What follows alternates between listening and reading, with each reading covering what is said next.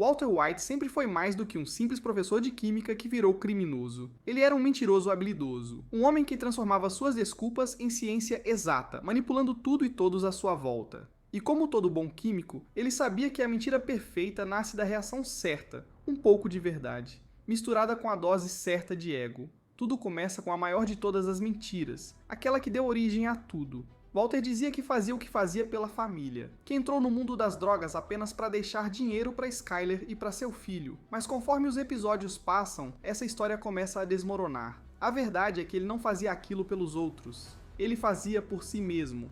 Walter sempre teve orgulho ferido, um homem genial, mas subestimado, que via o mundo avançar sem o reconhecer. Quando criou o império da Blue Matte, não estava apenas garantindo o futuro da família, estava garantindo o seu próprio nome. Mas essa foi apenas a primeira mentira. Quando Skyler começou a desconfiar, Walter mergulhou ainda mais fundo. E foi Skyler, na tentativa desesperada de proteger a família, quem inventou uma das maiores mentiras da série, a história de que o dinheiro vinha de jogos de apostas. Walter aceitou a farsa com a mesma frieza com que preparava metanfetamina, e como sempre, interpretou o papel de marido exemplar com perfeição.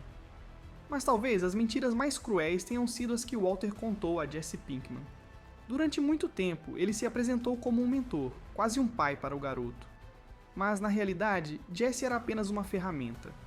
Walter usava suas emoções, manipulava sua culpa e o fazia acreditar que tudo o que acontecia era para o bem deles dois. A mentira mais sombria talvez tenha sido silenciosa. Walter estava lá quando Jane, a namorada de Jesse, teve uma overdose.